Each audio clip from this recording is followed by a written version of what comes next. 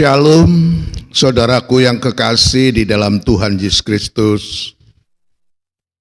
Berjumpa kembali dengan saya untuk mengajak saudara-saudara yang kekasih melanjutkan ungkapan misteri yang ada di balik pintu tirai atau yang ada di dalam ruangan Maha Suci.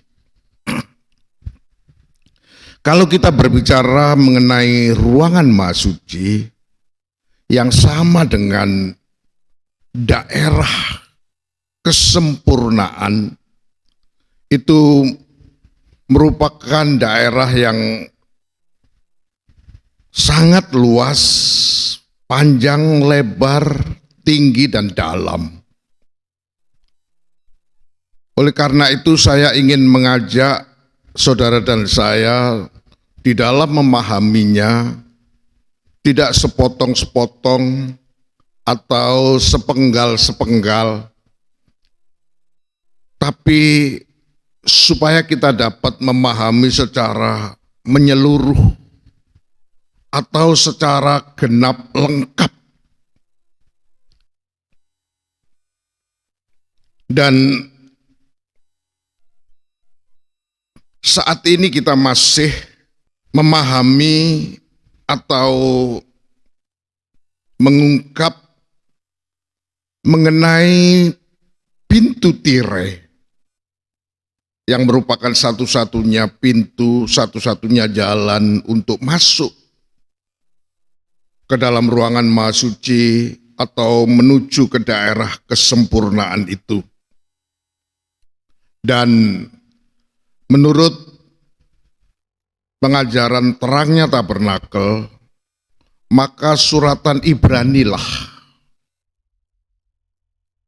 yang terkena pada pintu tirai itu. Dan sudah dijelaskan di dalam season yang lalu, season yang ke-12, bahwa untuk masuk ke dalam ruangan Maha Suci, maka Allah telah menetapkan, telah memilih seorang imam besar yang fungsi dan tugas pokoknya adalah menjadi penghubung antara kita umatnya dengan Allah, sebagai perantara antara kita dengan Allah, yang tugas pokoknya adalah memasuki ruangan Maha Suci untuk mempersembahkan persembahan, dan paling khusus adalah untuk mempersembahkan persembahan karena dosa atau penghapus dosa. Bagaikan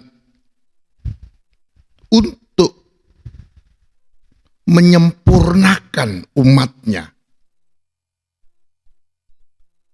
Dan di dalam sistem yang lama, yaitu sistem di era zaman Nabi Musa, maka Allah telah memilih atau menetapkan dari umatnya, terutama dari suku Lewi, itu dipilihlah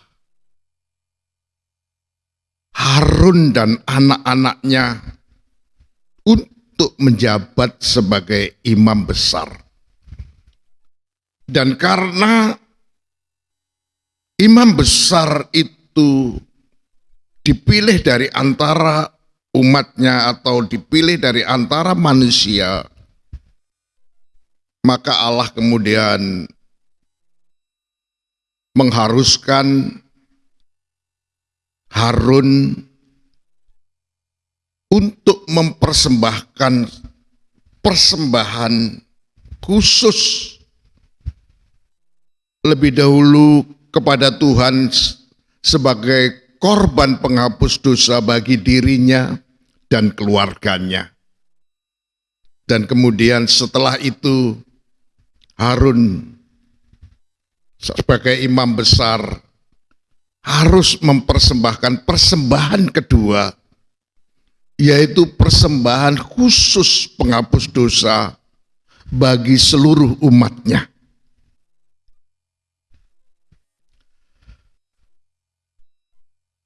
Pengangkatan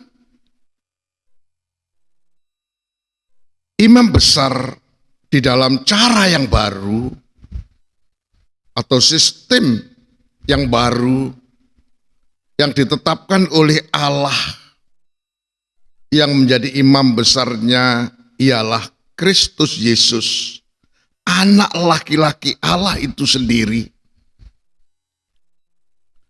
Maka sekali lagi dikisahkan bagaimana ketika Yesus Kristus itu menjadi manusia, ada dua hal yang dilakukan. Pertama, dia berdoa dengan sungguh-sungguh, dan karena kesalehannya maka Tuhan mendengarnya. Dan yang kedua, sekalipun dia itu adalah anak Allah, tetapi Yesus ketika menjadi manusia, berada di dalam dunia ini, dia belajar terhadap apa yang dideritanya untuk membuktikan ketaatannya kepada Allah. Dan dikatakan di dalam suratan Ibrani pasal yang kelima itu, setelah semua yang dideritanya itu selesai, maka di dalam pandangan Allah, Kristus Yesus telah dijadikan sempurna, atau Yesus telah mencapai kesempurnaannya. Oleh karena itu, coba kita baca sekali lagi untuk mengingat. Di dalam suratan Ibrani pasal yang kelima, saya ambil secara khusus di dalam terjemahan sederhana. Pada ayat yang ke-9, dikatakan, sesudah semua penderitaannya itu selesai dijalaninya, maka sempurna dan lengkaplah pengalamannya dalam pandangan Allah. Sehingga Kristus menjadi penyelamat dan sumber keselamatan untuk selama-lamanya bagi setiap kita yang taat kepadanya, ditambah ayat 10, dan dia juga sumber keselamatan bagi kita, karena Allah mengangkat dia sebagai imam besar, imam agung, bukan menurut keturunan Harun, tetapi menurut pola pengangkatan Imam Melkisedek. Jadi sedikit perlu dipahami bahwa yang menjadi perbedaan antara sistem yang lama dengan sistem yang baru. Sistem yang lama untuk mengangkat seorang imam besar, maka Allah mendasarkan kepada peraturan Taurat. Itu sebabnya dikenal dengan istilah imamat Lewi atau tahbisan Harun dan anak-anaknya. Tetapi di dalam cara yang baru, sistem yang baru, Allah di dalam mengangkat Kristus Yesus yang adalah anak laki-lakinya Allah sendiri itu, menggunakan pengangkatan menurut Imam Melkisedek. Jadi ini perbedaannya ya. Dan tadi dijelaskan bagaimana supaya Yesus Kristus dapat ditetapkan oleh Allah untuk menjadi imam besar itu, maka ketika dia menjadi manusia, ketika dia berada di dalam dunia yang sudah pasti kepadanya juga dihadapkan dengan berbagai-bagai penderitaan atau berbagai-bagai pencobaan. Dan itulah yang dilakukan oleh Yesus. Penderitaan itu dipelajarinya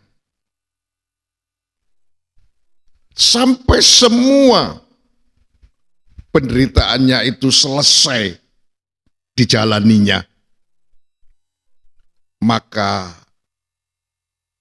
Yesus telah mencapai kepada kesempurnaannya. Karena semua kita tahu bagaimana penderitaan Yesus Kristus yang terakhir, yang sangat berat, yaitu dia harus tersalib dan kemudian dia sangat menderita. Bahkan begitu menderitanya sampai Yesus berteriak kepada Bapanya dengan seruan yang sangat keras dan menyayat, karena dia mengatakan Eloi, Eloi lama sabatani, yang artinya Allah Bapakku, mengapa engkau meninggalkan aku? Bahkan dia harus minum dari cawan yang penuh dengan pahit dan getir itu di atas kayu salib. Dan akhirnya dia harus mati, menyerahkan nyawanya. Dan saat itulah maka terjadi perobekan tirai yang ada di dalam bait Allah. Tirai itu robek dari atas ke bawah. Bagaikan Yesus telah membuka pintu tirai dan masuk ke dalam ruangan Maha Suci.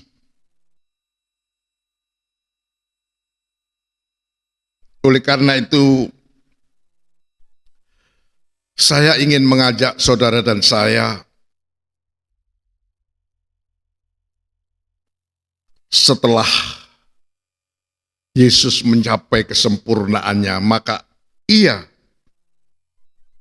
diangkat oleh Tuhan sebagai imam besar.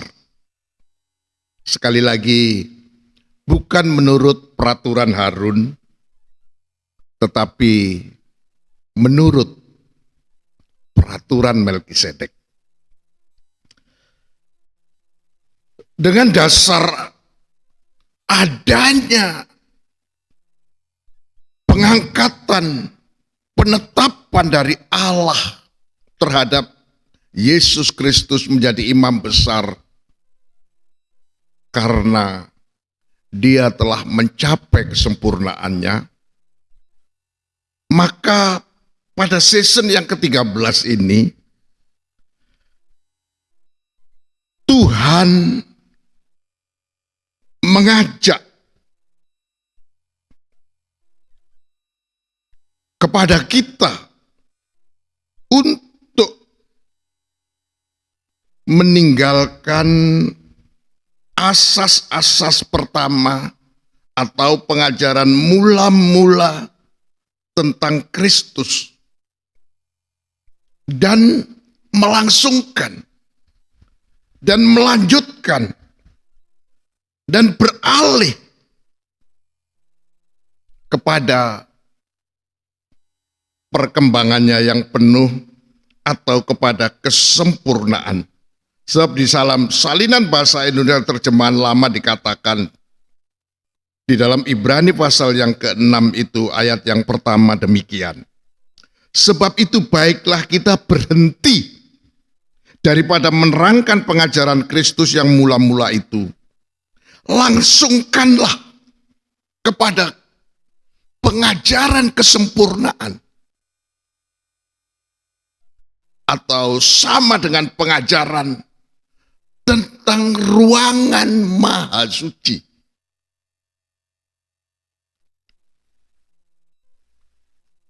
Oleh karena itu, saya ingin pada season ini untuk mengajak saudara dan saya untuk mendalami, memahami betapa pentingnya kita menghargai apa yang dilakukan oleh Yesus Kristus ketika dia menjadi manusia sampai dia ditetapkan oleh Allah menjadi imam besar. Itu didasarkan karena Yesus telah mencapai kesempurnaan. Dan untuk mencapai kesempurnaan itu Yesus telah belajar mentaati penderitaan demi penderitaan. Sampai semua penderitaan yang dialaminya itu dianggap oleh Tuhan selesai. Puncaknya tadi dikatakan bagaimana ketika dia harus berada di atas kayu salib dan menyerahkan nyawanya sebagai puncak penderitaannya supaya dia dapat menunaikan tugas sebagai seorang imam besar, yaitu merobek pintu tirai agar kita dapat memperoleh pokok keselamatan, pokok kesempurnaan, sumber daripada kesempurnaan yang berasal dari Yesus. Oleh karena itu ada satu ayat yang saya ingin ajak saudara dan saya membaca di dalam Ibrani pasal yang ke-7. Ayat yang ke-25 dikatakan demikian.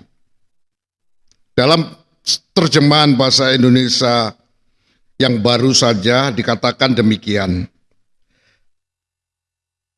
Karena itu Yesus sanggup juga menyelamatkan dengan sempurna semua orang yang oleh Dia datang kepada Allah. Sebab Ia hidup senantiasa untuk menjadi pengantara mereka. Sebab imam besar yang demikianlah yang kita perlukan. Imam besar yang telah mencapai kesempurnaannya itulah yang dikatakan ia sanggup menyelamatkan kita dengan sempurna yang datang kepada Allah melalui Yesus sebagai imam besar. Sekali lagi, menurut peraturan Melkisedek. Itu sebabnya di dalam Ibrani pasal yang ke-6 pada season yang ke-13 ini saya ingin mengajak saudara dan saya untuk memahami secara dalam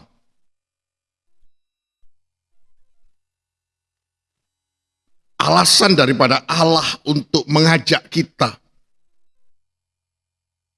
untuk berhenti mengajarkan pengajaran yang mula-mula, pengajaran yang dasar tentang Kristus itu, dan melangsungkan dan meneruskan dan melanjutkan kepada pengajaran kesempurnaan atau pengajaran yang membawa kita sampai kepada perkembangannya yang penuh, yaitu sampai pada kegenapannya, sampai kita menjadi jemaat yang disempurnakan, sama dengan jemaat yang dibawa, yang dipimpin oleh Yesus Kristus untuk menjadi jemaat yang disempurnakan. Oleh karena itu, saya ingin mengajak saudara-saudara dan saya pada kesempatan yang sangat baik ini untuk memahami apa pengajaran dasar atau pengajaran mula-mula tentang Kristus itu, yang kita sinkronkan dengan pengajaran tabernakel, yaitu dikatakan di dalam Ibrani pasal yang ke-6 ayat yang ke-1, kita ulangi sekali lagi. Sebab itu marilah kita tinggalkan asas-asas pertama dari ajaran tentang Kristus dan beralih dan pindah dan melanjutkan dan melangsungkan kepada perkembangannya yang penuh. Janganlah kita meletakkan lagi dasar pertobatan dari perbuatan yang sia-sia dan dasar kepercayaan kepada Allah, yaitu ajaran tentang berbagai baptisan, penumpangan tangan, kebangkitan orang mati, dan hukuman kekal. Jadi pengajaran mula-mula atau pengajaran dasar tentang Kristus itu sebenarnya adalah pengajaran tentang pertobatan. Itu kalau kita sinkronkan dengan pengajaran tabernakel, sama dengan kita dibawa oleh Tuhan untuk memasuki halaman tabernakel. Karena pertobatan itu berbicara tentang mezbah korban bakaran yang ada di dalam halaman tabernakel. Dan yang kedua, pengajaran tentang pembaptisan itu identik di dalam pengajaran tabernakel sama dengan kolam pembasuhan yang ada di dalam halaman tabernakel. Dan dikatakan di dalam ayat yang ketiga, dan itulah yang akan kita perbuat jika Allah mengizinkannya, yaitu kita meningkat, kita melanjutkan, kita beralih kepada perkembangan yang penuh.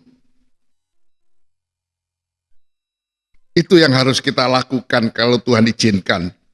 Dan seizin Tuhan, saya juga ingin mengajak kita bersama-sama untuk melanjutkan, beralih, meneruskan dari pengajaran dasar itu pada pengajaran yang membawa kita kepada kesempurnaan.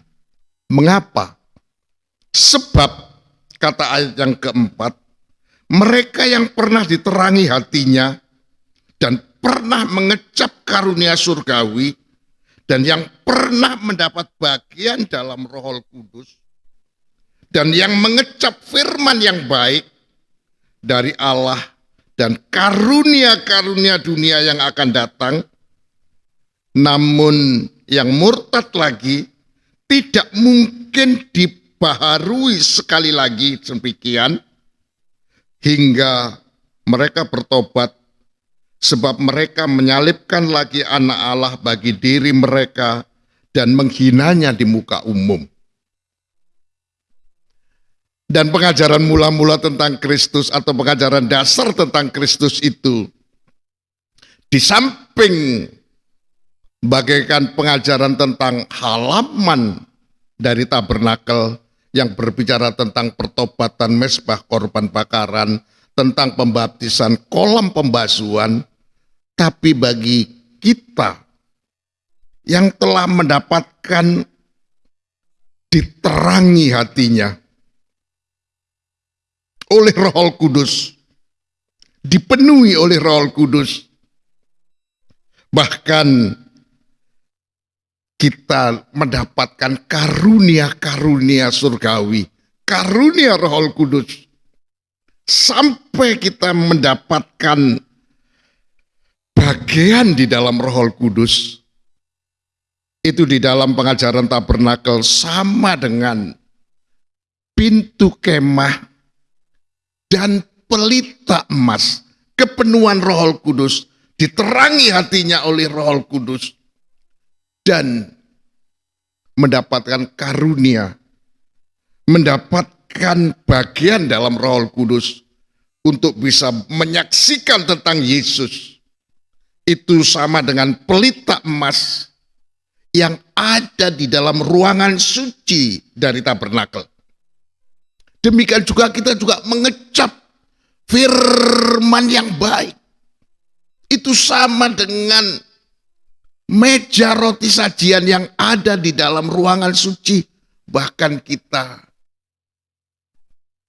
mendapatkan karunia dunia yang akan datang bagaikan satu penyembahan, mezbah dupa. Namun demikian, bagi kita yang sudah masuk atau mempelajari tentang Kristus mengenai pertobatan, pembaptisan, sama dengan masuk ke dalam halaman rumah Allah atau tabernakel, dilanjutkan dengan kita masuk melalui pintu kemah, dan kemudian kita mendapatkan karunia-karunia dari Roh Kudus, bagian di dalam Roh Kudus. Itu bagaikan kesaksian tentang Yesus, pelita emas, dan mendapatkan pengajaran firman yang baik. Itu bagaikan kita berada atau meja roti sajian sampai kepada memahami, mengenal dunia yang akan datang, penyembahan, mezbah dupa. Itu masih rawan dengan kemurtatan. Sebab kalau sampai kemudian kita kembali lagi, atau kita murtad, maka kata Tuhan mendapatkan sanksi yang sangat-sangat berat. Tidak akan dibaharui sekali lagi. Karena dianggap oleh Tuhan sebagai orang yang tidak bisa menghargai kematiannya Yesus di kayu salib, yang melaksanakan tugas yang sangat penting untuk merobek pintu tirai,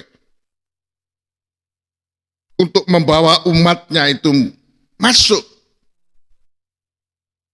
Bahkan bukan hanya dianggap sebagai orang yang menyalibkan Tuhan kedua kali, tetapi juga dianggap menghina terhadap apa yang dilakukan oleh Yesus di kayu salib. Tidak menghargai terhadap penderitaan yang dialami oleh Yesus, sehingga dia dapat mencapai kesempurnaannya untuk dapat ditetapkan oleh Allah menjadi imam besar itu. Oleh karena itu, sekali lagi saya ingin mengajak kepada saudara dan saya pada season ini untuk betul-betul memahami mengapa Allah mengajak kita. Allah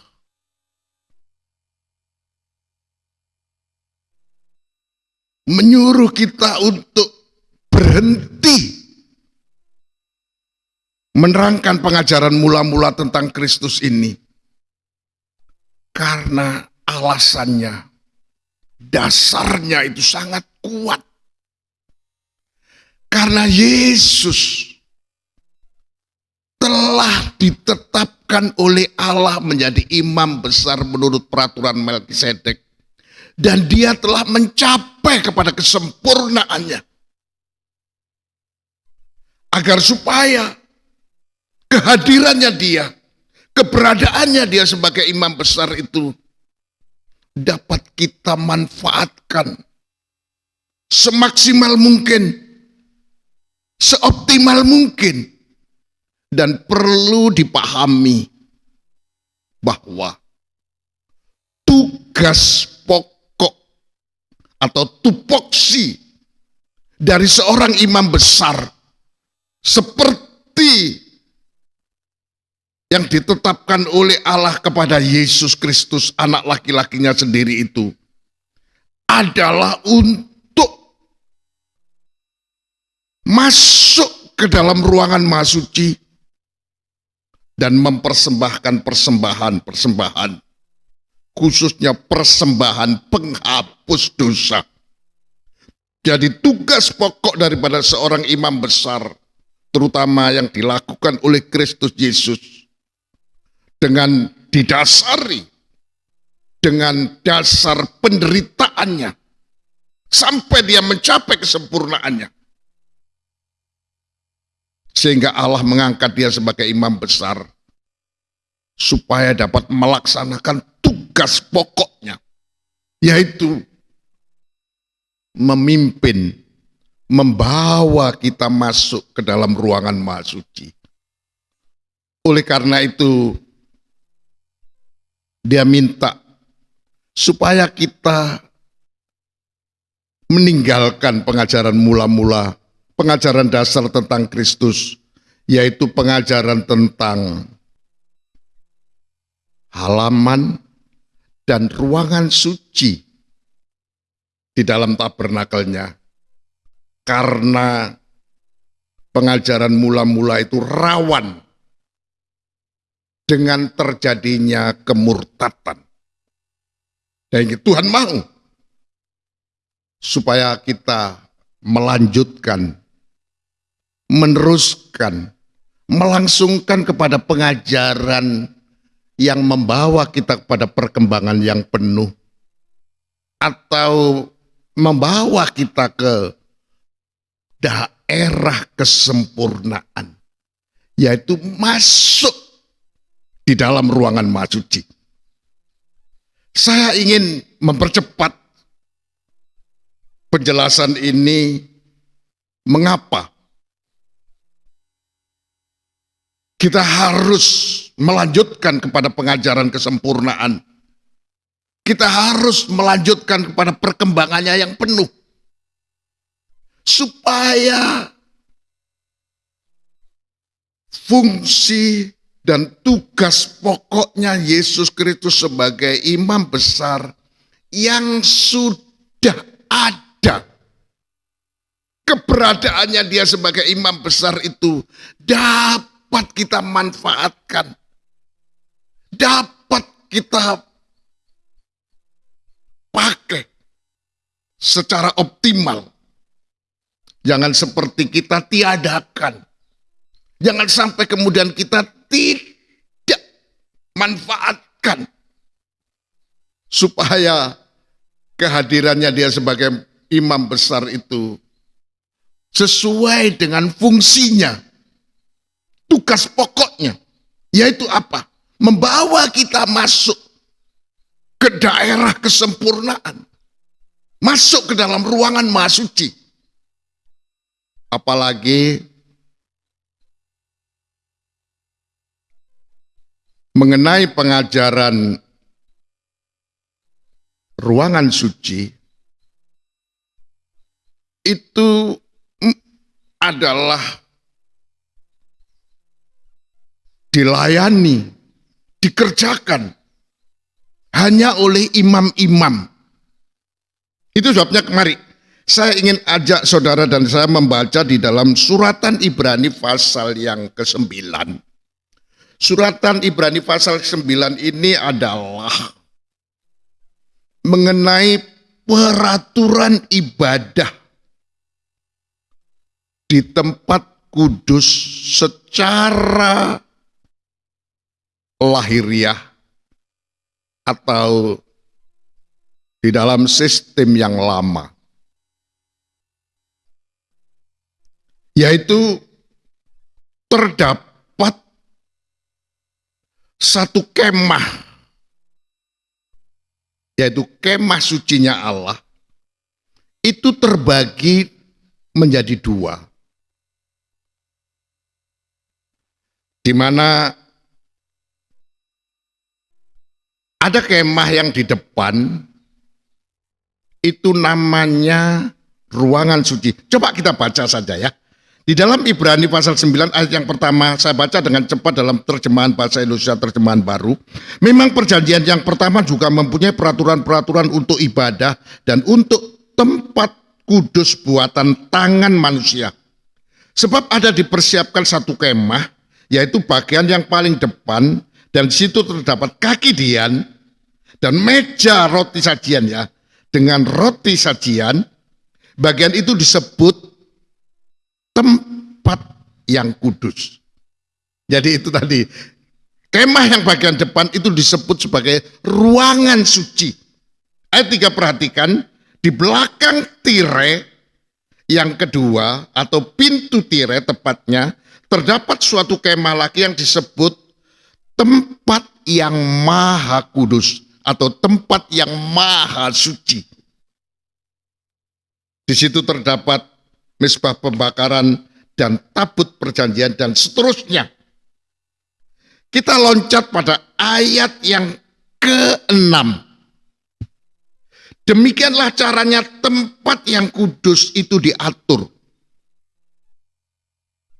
Maka imam-imam senantiasa masuk ke dalam kemah yang paling depan itu untuk melakukan ibadah mereka. Jadi tugas daripada imam-imam itu untuk melayani ruangan suci. Ya. Ayat 7 perhatikan, tetapi ke dalam kemah yang kedua, hanya imam besar saja yang masuk sekali setahun, dan harus dengan darah yang ia persembahkan karena dirinya sendiri dan karena pelanggaran-pelanggaran yang dibuat oleh umatnya dengan tidak sadar. Jadi inilah tugas pokok daripada imam besar itu adalah masuk melayani di dalam ruangan maha suci, yaitu untuk mengadakan korban penghapus dosa yang dilakukan di dalam sistem yang lama. Saat katakan tadi adalah korban untuk dirinya sendiri lebih dulu, dan kemudian korban pelanggaran-pelanggaran dari umatnya. Jadi supaya terjadi penyempurnaan, penyelesaian dosa, penebusan dosa, itu fungsi tugas pokok daripada seorang imam besar itu adalah mengadakan pelayanan untuk menyempurnakan umatnya. Perhatikan ayat 8, ini penting. Dengan ini Roh Kudus menyatakan bahwa jalan ke tempat yang maha kudus itu belum terbuka selama kemah yang pertama itu masih ada. Itu adalah kiasan masa sekarang. Jadi saudaraku kasih, ini merupakan kendala utama. Sehingga Roh Kudus tidak bisa membukakan jalan, membukakan pintu untuk masuk ke dalam ruangan maha suci. Karena dia tidak bisa membukakan pintu. Alasannya adalah karena kita masih mempertahankan kemah yang pertama, yaitu ruangan suci. Jadi, bagaimana Roh Kudus akan memimpin kita masuk sementara kita masih tinggal di dalam kemah yang pertama? Oleh karena itu, sekali lagi, Ibrani pasal yang ke-6 secara khusus mengajak kepada saudara dan saya untuk meninggalkan pengajaran dasar-dasar tentang Kristus atau pengajaran mula-mula tentang Kristus, yaitu apa? Pengajaran tentang halaman dan pengajaran tentang ruangan suci. Kita tinggalkan, dan supaya kita dapat melanjutkan, melangsungkan untuk dipimpin oleh Roh Kudus. Karena Roh Kudus sudah tidak lagi mendapatkan hambatan untuk membukakan pintu masuk ke dalam ruangan maha suci itu. Sekali lagi, itu sebabnya tinggalkan atau berhentilah menerangkan pengajaran mula-mula tentang Kristus dan beralih kepada pengajaran kesempurnaan. Meninggalkan atau berhenti mengajarkan pengajaran mula-mula atau pengajaran halaman dan ruangan suci, karena dikatakan di dalam Ibrani pasal yang ke-6 tadi, itu masih rawan akan dipengaruhi oleh kemurtatan. Oleh karena itu, kalau kita meninggalkan, kalau kita berhenti menerangkan tentang halaman dan ruangan suci itu, maka kita dapat dipimpin oleh Roh Kudus. Apalagi kita tahu tugas pokok daripada Roh Kudus itu adalah untuk menolong kita, untuk menyertai kita, dan yang paling penting adalah untuk mengajarkan kepada kita segala sesuatu sampai kepada perkembangan yang penuh. Yaitu bukan hanya menjelaskan tentang pertobatan, pembaptisan, kesaksian Yesus pelita emas, menikmati firman yang baik, meja roti sajian, tapi Roh Kudus juga ingin mengajarkan sampai kepada kepenuhannya. Segala sesuatu sampai semuanya itu tuntas. Sampai kepada perkembangan yang penuh. Sampai kepada kesempurnaannya. Oleh karena itu, dengan kita mengikuti ajakan, anjuran dari Tuhan untuk meninggalkan pengajaran mula-mula, untuk beralih kepada pengajaran kesempurnaan, maka Roh Kudus sudah tidak mempunyai kendala lagi. Sebab kita sudah meninggalkan, kita sudah tidak lagi berada mempertahankan kemah yang pertama, kemah yang di depan, yaitu ruangan suci itu. Tapi kita akan berlanjut. Berhenti meninggalkan bukan berarti kita pasif, tapi kita akan berlanjut. Agar supaya tugas pokok, tupoksi daripada pelayanan imam besar itu berfungsi, karena dia tugasnya adalah untuk masuk ke dalam ruangan Maha Suci dan mengadakan pelayanan, mempersembahkan korban penghapus dosa, supaya terjadi pengampunan, penghapusan dosa dari umatnya. Alias kita menjadi jemaat yang disempurnakan oleh Tuhan. Oleh karena itu, sekali lagi, Roh Kudus tidak dapat membukakan pintu untuk masuk ke dalam ruangan Maha Suci itu karena kendalanya, hambatannya, itu adalah adanya kemah yang di depan, yaitu ruangan suci itu, masih kita pertahankan, tidak kita tinggalkan, kita tidak berhenti, sehingga Roh Kudus mengalami satu kendala, terhambat untuk tidak bisa membuka jalan menuju ke ruangan Maha Suci itu. Oleh karena itu, sekali lagi, season yang ke-13 ini sangat penting.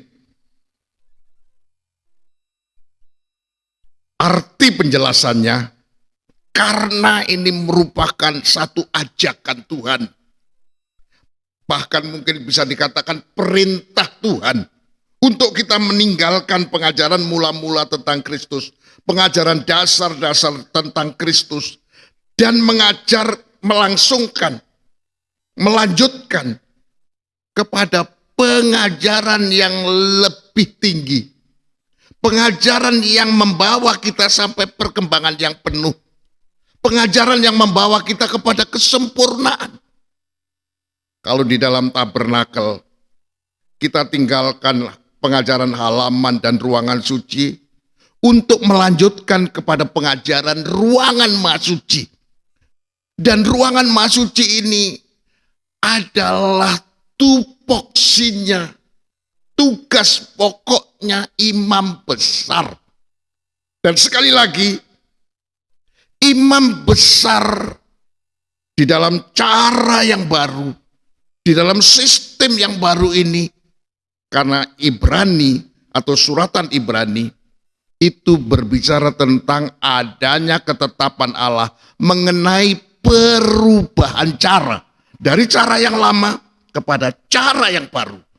Dan Allah sudah menetapkan anak laki-lakinya sendiri, yaitu Yesus Kristus, yang telah mencapai kesempurnaannya untuk menjadi imam besar selama-lamanya menurut peraturan Melkisedek.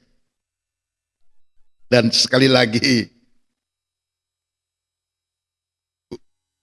Yesus punya kemampuan karena dia hidup selama-lamanya, punya kekuatan untuk dapat menyempurnakan kita.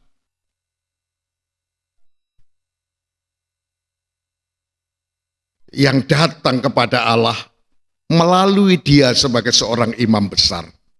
Oleh karena itu sekali lagi,